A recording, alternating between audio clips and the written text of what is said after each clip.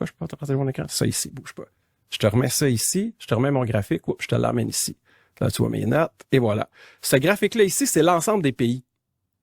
Donc, on voit très bien que les États-Unis ont la part du lion dans l'enrichissement de leurs citoyens, que l'Italie a récupéré. Puis la grosse chute qu'on voit, là, c'est les années de la COVID, là. Ouais. Mais on voit que le Canada est à part, est en train de s'écraser, et on revote pour la même chose. Ça, c'est depuis et là, 10 ans. Budget... Depuis 10 ans. Non, mais il faut penser aux gens qui nous suivent à la radio, là.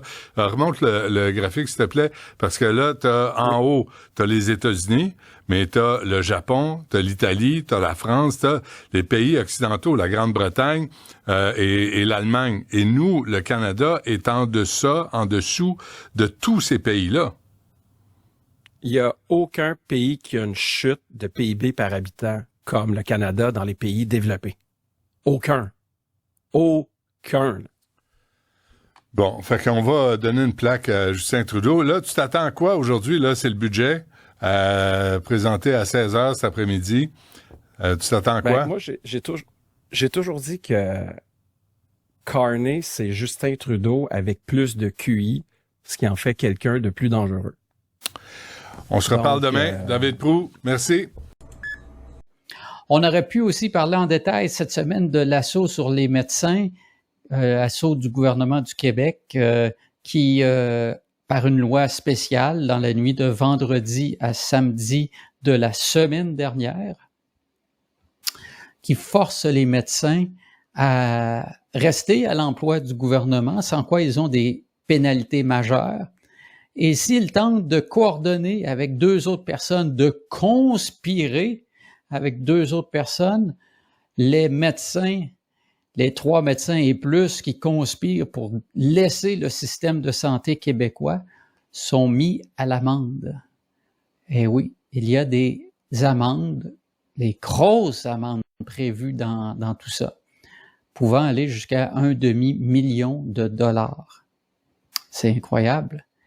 Donc, on est rendu à l'étape au Québec où on interdit des gens qui occupent certaines professions de quitter leur emploi, sans quoi on leur donne des amendes salées, qui fait en sorte que c'est financièrement extrêmement pénible ou voire impossible de quitter son emploi.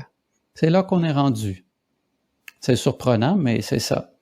Et là, j'entends déjà certains d'entre vous critiquer les médecins ci, les médecins ça. Voyez plus loin que le bout de votre nez et comprenez que demain, ça sera les professeurs, les électriciens, les plombiers, qui vous voudrez, que le Québec jugera comme étant nécessaire et essentiel, et ils auront un précédent sur lequel s'appuyer si ce n'est pas arrêté et défait devant les tribunaux et aussi devant le tribunal populaire.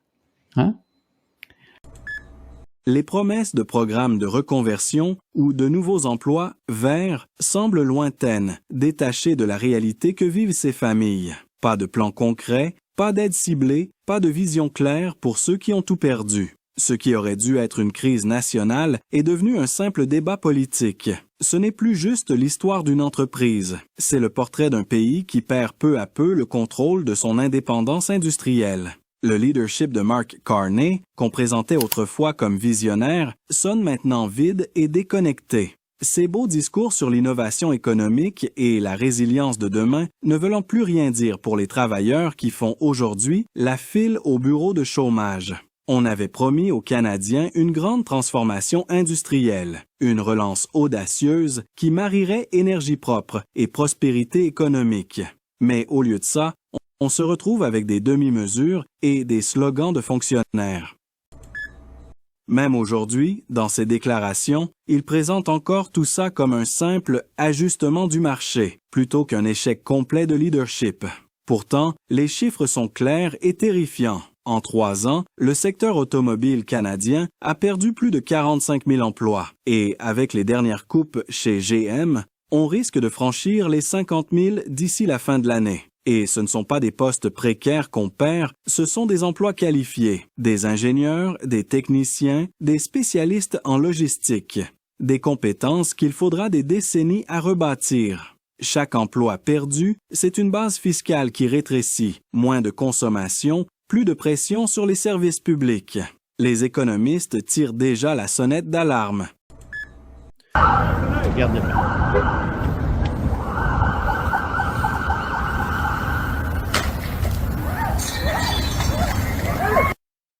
La police débarque de son char, mais pas le frein. Regarde bien.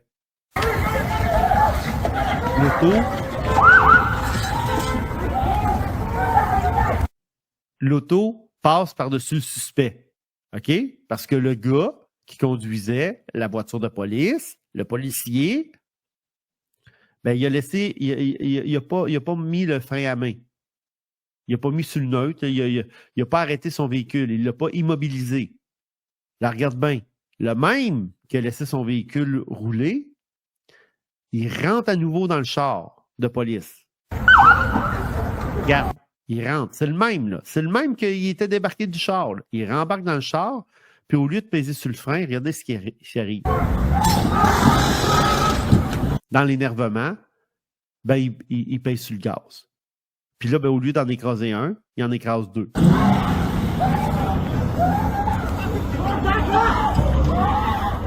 Il roule à nouveau. Et ben, il y a un policier qui est... Ils viennent d'écraser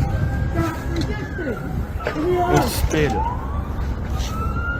De lui, ben, c'est ça. Continuons à embaucher du monde selon la couleur, puis l'orientation sexuelle, puis le genre, puis toutes ces niaiseries-là, au lieu de dire, ben écoute, moi, ça m'intéresse pas là, de connaître ton orientation sexuelle. Ta peau, j'en ai rien à colisser. C'est pas ça qui est différent. Moi, je vais selon les compétences. Si ça donne que c'est toutes des Noirs qui travaillent, ben c'est parce que vous êtes les plus compétents, bravo. Si ça donne que c'est toutes des Blancs, ben c'est toutes des Blancs, qu'est-ce que vous voulez que je vous dise? Si ça donne que c'est la moitié des femmes, la moitié des hommes, ben ça donne comme ça.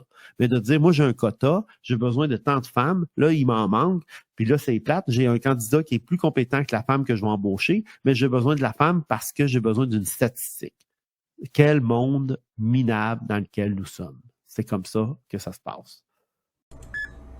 Mark Carney, votre premier ministre, selected, a redirigé 91% de ses actifs canadiens au sud de la frontière, aux États-Unis. Ça vous donne donc deux indices. Dans un premier temps, il n'y a aucune confiance en sa propre capacité de gestion de relever le Canada. Il savait bien avant le vidéo de Doug Ford qu'il n'y aurait pas la capacité. C'est pourquoi il a tout redirigé en sortant son argent du pays.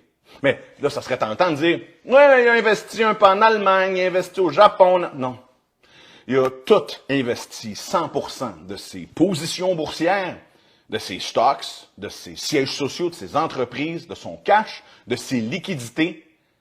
Il a tout redirigé ça au sud de la frontière, chez l'oncle Sam, au pays de Donald Trump.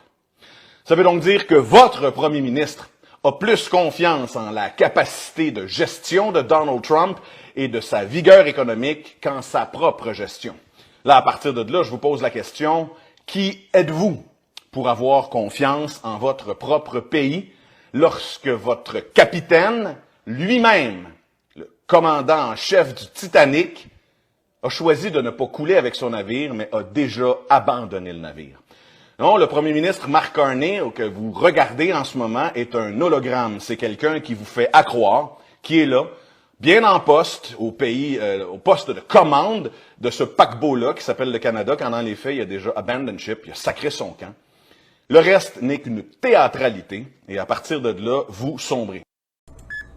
Ils peuvent chialer tout ce qu'ils veulent d'islamophobie. Moi, j'en ai plus rien à faire. J'ai 3 petites filles. Je me suis battu, moi et des milliers de cousines, pour pas être mariée de force, etc. C'est pas aujourd'hui qu'on va nous imposer des lois islamiques sur un territoire qui est la France. Maintenant, il y a plein de pays où il y a la charia. On retient personne. Ils ont qu'à y aller. Ah bah fallait vraiment y penser, celle-là, c'est incroyable. Et allez, c'est parti, une nouvelle taxe pour nous agriculteurs sur un truc de dingue. En fait, c'est sur la largeur des outils. Aujourd'hui, vous voyez, cet outil fait 5 mètres. Eh ben, je vais taxer tout ce qui est au-dessus de 3 mètres. Donc, je vais devoir le replier et travailler en 3 mètres, sinon je vais payer la taxe. Du coup voilà, j'ai replié l'outil, je travaille en 2,50 m, donc je ne paye pas la taxe. Par contre, je vais émettre beaucoup plus de CO2 et je vais augmenter mes charges. C'est pas un problème. Bisous. Vous faites partie des médecins qui aimeraient opérer plus de patients, mais qui sont empêchés de le faire faute de moyens. Comment ça se manifeste, ça, dans votre pratique? Ben, je pense qu'une des manifestations les plus simples, c'est que moi, je suis revenue de ma formation sous-spécialisée à Vancouver il y a maintenant 13 mois. Il y a 13 mois, j'ai demandé d'avoir des instruments pour pouvoir opérer mes patients. Puis on m'a refusé. En fait, c'est pas à moi qu'on refuse les instruments. Les instruments puis les outils techniques, c'est aux patients que le gouvernement les refuse. Mes patients, ils sont sur ma liste d'attente, puis ils attendent que je puisse les opérer. C'est très simple, encore une fois. Peu importe les lois, peu importe les pénalités qui vont m'être imposées, si j'ai pas les outils, je peux pas les opérer avec mes ongles, les patients. J'ai besoin d'outils pour pouvoir travailler, puis on leur refuse cet accès-là. Bonjour à tous, bienvenue dans cette vidéo. Nous allons revenir sur les premières leçons que l'on peut tirer de ces images assez incroyables et fortement tragiques d'une dépose de commandos à Pokrovsk, commandos ukrainiens qui n'ont tenu que quelques minutes au sol avant d'être tués par des drones FPV. Depuis, eh bien, les hélicoptères sont extrêmement utilisés. Ils vous permettent d'arriver rapidement, de déposer des hommes. Là, au niveau de Pokrovsk, eh bien, l'objectif, qu'on ne connaît pas directement, mais avait l'air de vouloir être de déposer plusieurs hommes depuis ces moyens héliportés. On voit dans un premier temps 2 UH-60A, je sais que 3 ont été fournis par les Américains, qui sont détectés par un drone filoguidé russe posé au sol. Ils se mettent en embuscade, ils attendent, et au moment où un véhicule vient, paf, ils vont dessus. Et ben là, ils ont vu passer, non pas un, mais 2 hélicoptères. Du coup, ils n'ont pas vraiment été surpris.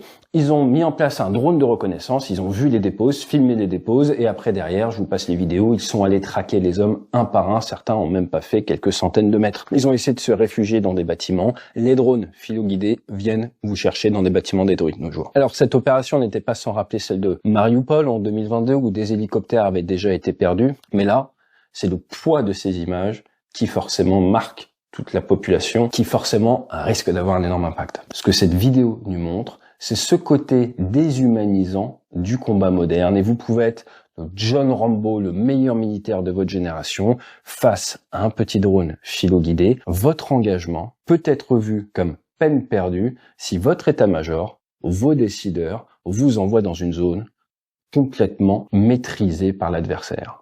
Et c'est toute la problématique du courage individuel quand on le met en comparaison avec l'échec du commandement. On a des hommes d'exception qu'on a vu descendre de l'hélicoptère, entraînés, disciplinés, alignés à la mission, mais qui n'ont qu'un impact tactique, qui ne vont pas pouvoir changer le monde qui les entoure. C'est toute la différence entre l'échelon tactique et l'échelon stratégique. Comme on l'a vu, des morts inutiles au combat, il y en a déjà eu énormément. Mais là, ce sont des images qui font le tour du monde. Ce sont des leçons extrêmement cher payées, d'un point de vue humain.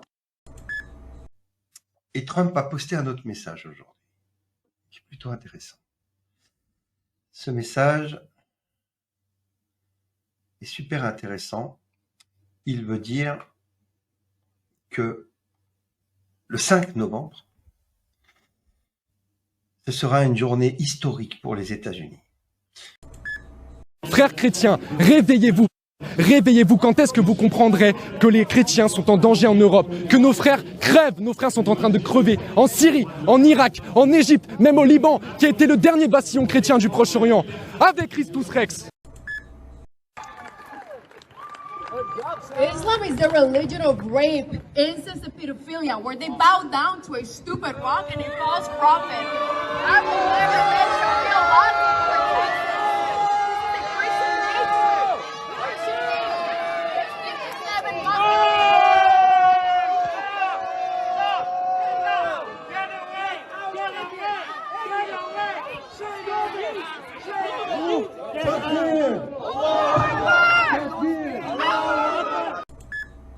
The Israelis of today are direct, they're not at all the servants of God, they're direct, with some noble exceptions.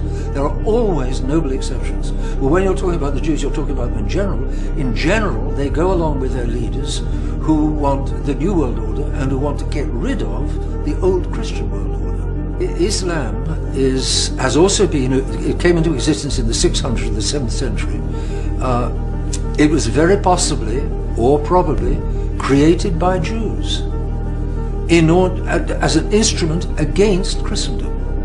And then sure enough, the Arabs swept through North Africa and destroyed a whole part of Christianity in North Africa. They swept into Spain, thanks to the help of the Jews. It's well known that the Jews opened the cities to the Mohammedans. They took over Spain, and it took hundreds of years to get rid of them again, to get them back out. They went up into France until they got beaten at the Battle of Poitiers in 732. And again and again in European history, the Saracens, the Turks, the Arabs, the Muslims, there's various names for them, they've kept trying to get into, they're enemies of Christendom, they're enemies of Christian Europe, and they've tried to get into Europe again and again, and the Jews will each time, most likely, the Jews will have helped them, will have organized it, will have financed it. And that's exactly what we see this time. It's George Soros who's been financing the Arab invasion. They've been organizing, and you have that famous clip on TV of Barbara Spector, the Swedish Jewess. It's a very famous clip, with good reason. And she's apparently ignorant of what she's saying. She says, we Jews need to organize the invasion of Europe by non-Christians so that Europe will become multicultural. Multiculti is an invention of the Jews, surely. And therefore, and that will act to dissolve the identity and vestigial Christianity of the once Christian nations and of the dilution of the once Christian white race. And once the Jews can dissolve the once Christian nations and can dilute the once white race by miscegenation, by mixing of the races, by marriage with other races, once they can do that, they're going to be a significant step closer to achieving their New World Order. There's an early 2014 email from Hillary Clinton, so not so long after she left Secretary of State, to her campaign manager, John Podesta. That email, it states that ISIS, is funded by Saudi Arabia and Qatar, the governments of Saudi Arabia and Qatar. Now, this is I think this is the most significant email in the whole collection. And perhaps because Saudi and Qatari money is spread all over the place, including into many media institutions. All serious analysts know, even the US government has mentioned or agreed with that some Saudi figures have been supporting ISIS, funding ISIS. But the dodge has always been that's it's just some rogue princes using their cut of the oil money to do whatever they like, but actually the government disapproves. But that email says that no, it is the governments of Saudi and the government and Qatar that have been funding ISIS. The Saudis, the Qataris, the Moroccans, the Bahrainis, particularly the Saudis and the Qataris, are giving all this money to the Clinton Foundation, while Hillary Clinton is Secretary of State, and the State Department is approving massive arms sales, particularly to Saudi Arabia. Under Hillary Clinton, and our Clinton emails reveal significant discussion about it, the largest ever arms deal in the world was made with Saudi Arabia, more than $80 billion. In fact, during her tenure as Secretary of State, total arms exports from the United States, in terms of their dollar value, doubled. And of course, the consequence of that is that this notorious terrorist jihadist group called ISIL or ISIS is created largely with money from the very people who are giving money to the Clinton Foundation. Yes. That's extraordinary.